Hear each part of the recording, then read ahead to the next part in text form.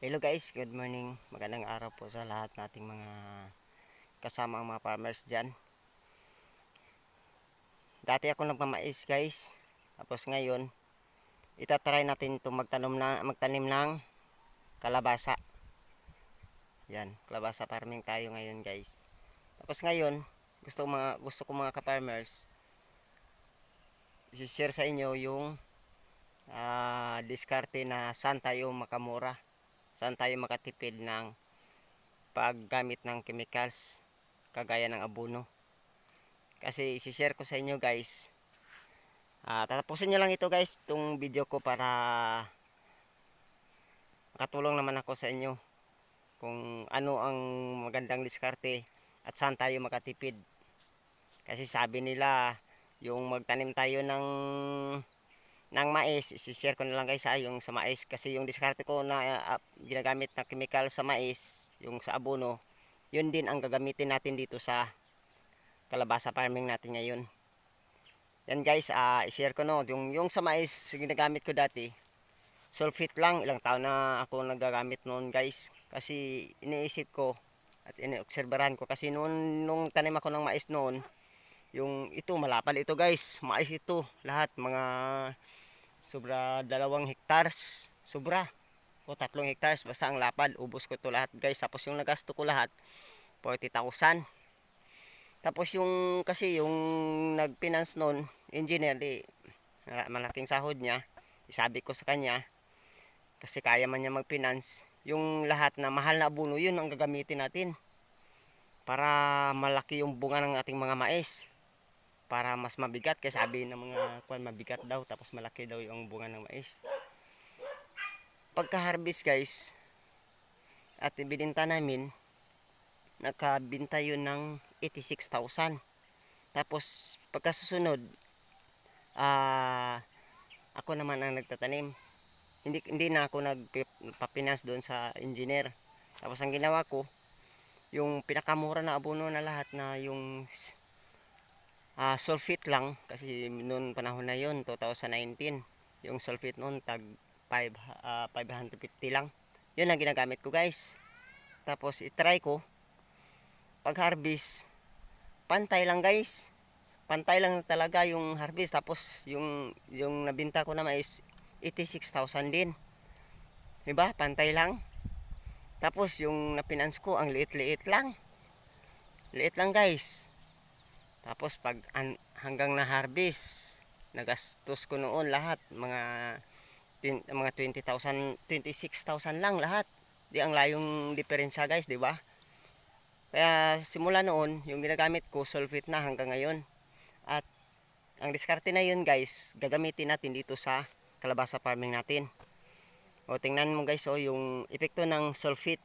Sulfate lang abono ko, kasi sabi nila sa mga nakita ko din dito sa mga vlog guys, sa mga kasama natin mga farmers, sa kanila din yun, kasi diskarte din nila yun yung mga mahal yung abono yung ginagamit nila. Pero sa akin guys, mura lang. Pero kita nyo naman guys, mga 3 weeks pa lang ito guys, na kalabasa natin. Ito nakataas. Yan. Ito pa sa likuran ko guys, Yan. Yan. Matawa naman sila guys.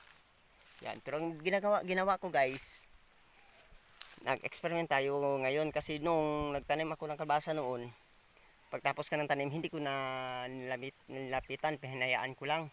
Pagdating ng 3 months, pagdating ng 3 months, doon pa ako nagtingin kung kamusta na yung kalabasa natin. Pag punta ko doon, okay naman guys, ang dami naman ng bunga. Pero ngayon guys, may experiment tayo. Ang ginawa ko ngayon, pinaputol ko ito guys, na itong kanyang udlot o ugbos sa amin.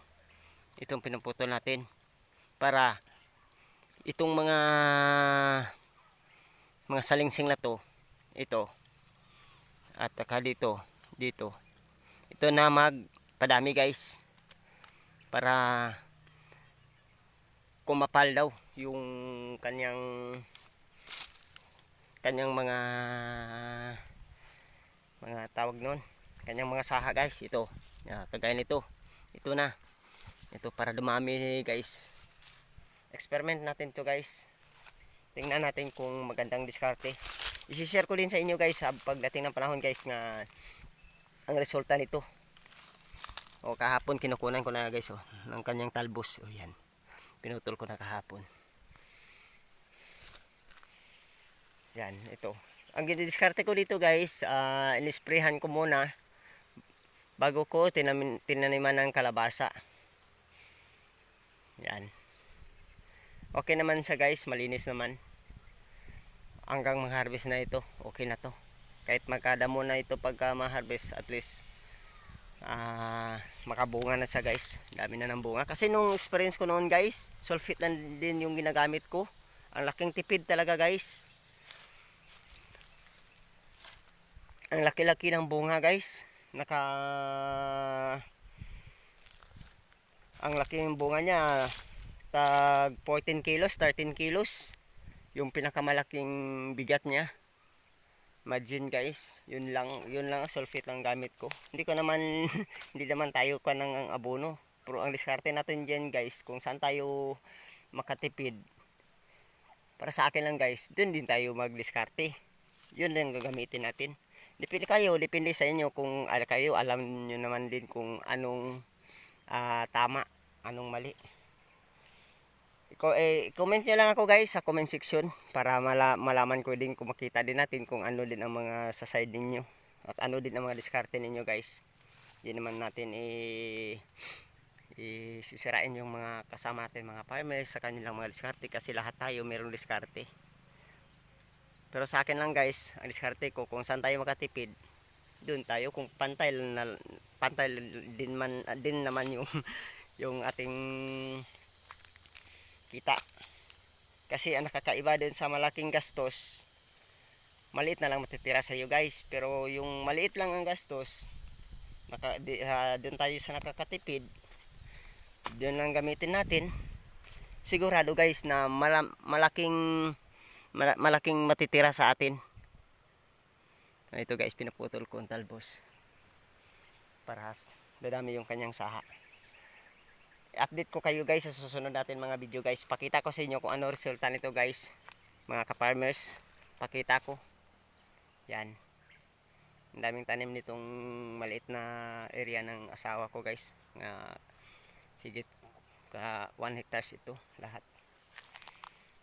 Doon meron pa din kalabasa doon guys, medyo malapa din doon. Tapos doon sa kabila niyan, malapa din doon guys. Paikot kasi ito. At yun lang guys ang diskarte ko at yung isi-share ko sa inyo. Sa susunod i-update ko sa inyo guys. At maraming salamat sa inyong panonood at sa inyong pagtapos ng aking video. At maraming salamat guys. God bless. Update ko kayo sa susunod natin mga resulta nito guys, kung anong resulta, para at least makakuha din kayo ng magandang diskarte. At yun lang guys, maraming salamat.